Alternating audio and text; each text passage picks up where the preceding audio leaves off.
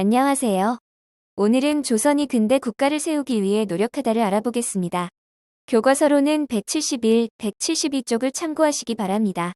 그럼 발표 시작하겠습니다. 먼저 목차를 살펴보겠습니다. 순서는 조선의 개항, 조선의 근대화 운동, 대한제국 시기의 근대화 운동, 국권 침탈과 국권 수호 운동 순으로 진행되겠습니다. 그럼 바로 조선의 개항에 대해서 설명하도록 하겠습니다. 조선의 개항이라는 말에서 개항은 외국과 통상을 할 수 있게 항구를 개방하여 외국 선박의 출입을 허가하는 것인데요. 조선하고의 통상 즉 물건을 사고 팔기 위해 조선의 개항을 원하였던 일본은 1875년 군함인 운요호를 보냈습니다. 강화도의 초지진 포대가 운요호의 경고 사격을 하자 이를 빌미로 개항을 강요한 것이죠. 그리고 이것을 계기로 조선과 일본은 강화도 조약을 체결하게 됩니다. 여러분들이 알다시피 이 강화도 조약은 조선에게 불리한 내용을 담고 있었고 일본 이외의 나라들과도 조선은 불리한 내용의 조약들을 체결하고 문호를 개방하였습니다. 다음으로 조선의 근대화 운동에 대해서 알아보겠습니다. 조선의 근대화 과정에선 두 개의 운동이 일어났는데요. 첫 번째로는 위정척사 운동입니다. 위정척사 운동은 보수적인 유생들이 성리학적 전통질서 유지와 외세 배척을 주장하며 전개된 운동입니다. 두 번째로는 이모군란입니다. 이모군란은 근대화 과정에서 소외된 구식군대의 군인과 하층민들이 일으킨 운동인데요. 이때 군인들은 일본인 교관에게 근대적인 훈련을 받던 별기군과의 차별 대우에 분노하여 봉기를 일으킨 것입니다. 이 두 운동 이후 본격적으로 조선의 근대화 운동이 일어나게 됩니다. 조선의 근대화 운동은 갑신정변, 동학농민운동, 갑오개혁, 독립협회의 운동순으로 전개되었는데요. 먼저 1884년에 일어난 갑신정변부터 살펴보겠습니다. 이모군란 이후 청의 간섭과 정부가 소극적으로 개혁을 추진하자 김옥균을 비롯한 급진 개화파 세력이 반발하였습니다. 이게 바로 갑신정변인데요. 하지만 갑신정변은 청의 무력 개입으로 실패하게 됩니다. 그리고 갑신정변 이후 1894년 또 다른 운동이 전개되었습니다. 바로 동학농민운동인데요. 동학농민운동은 전봉준이 농민들을 모아 지배층의 횡포와 외세에 저항한 운동입니다.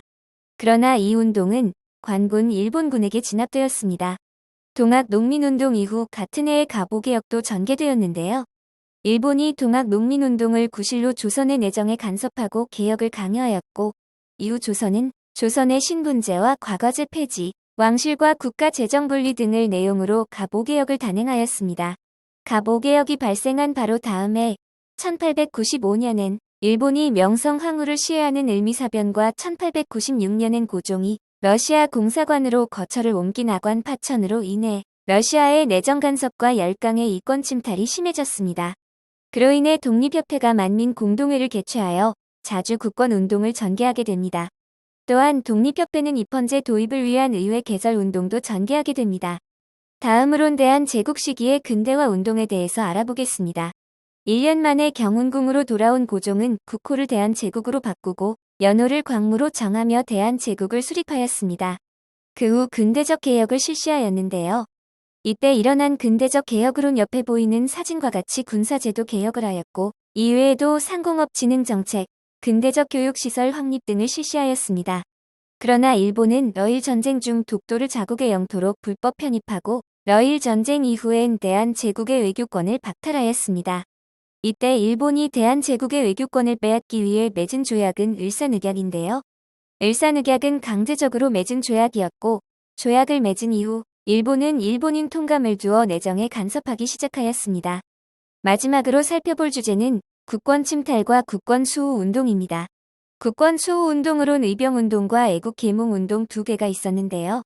앞의 주제에서 살펴보았듯 일본의 간섭이 심해지고 국권 침탈까지 진행되자 국권 회복을 위해 두 운동이 벌어졌습니다. 그중 의병운동은 을사늑약 이후 전국적으로 확산되었고 개화사상과 독립협회의 활동을 계승한 애국계몽운동도 지식인과 관료층의 주도에 진행되었습니다.